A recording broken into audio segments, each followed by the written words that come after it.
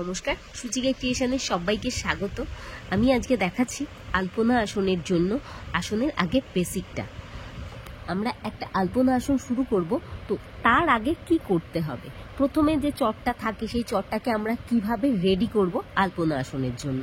তো এখানে আমি একটা চট নিয়ে প্রথমে যেটা করেছি, দেখো নীল রঙের যে উলটা সেটা দিয়ে চটের 3 দিক কিন্তু আগে সেলাই করে নিয়েছি, যাতে সাইডে সুতোগুলো পেরিয়ে না যায়।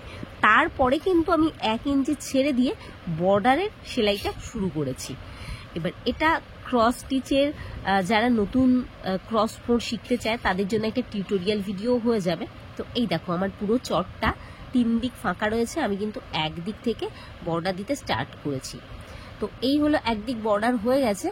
নেক্সট এবার সেকেন্ড সাইডটা আমি প্রত্যেকটা দিকেই কিন্তু আগে সাইড সেলাই করে নিয়েছি। নীল রঙের সুতো দেখতে পাচ্ছ, তোমাদের সুবিধার্থে কিন্তু আমি এটা নীল রঙের সুতো লাল রঙের সুতো আলাদা করে করছি, ঠিক আছে।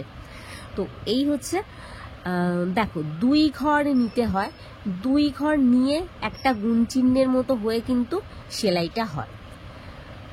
এটা হচ্ছে ক্রস স্টিচের বেসিকটা, মানে আসন, মানে ক্রস ফোরে যারা আসন সেলাই করতে চায় প্রত্যেকেরই কিন্তু এই ফোরটা জানার দরকার আর কি।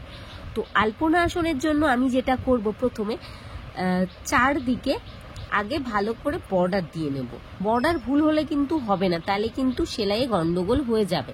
তো বর্ডার দেওয়ার সময় কিন্তু অবশ্যই খুব খেয়াল রেখে তোমরা বর্ডার সেলাই করবে। তো যেটা করছি, আমি সাইডে 1 ইঞ্চি ফেলে রেখে লাল রঙের সুতো দিয়ে আমি আগে বর্ডারটা সেলাই করে নিচ্ছি।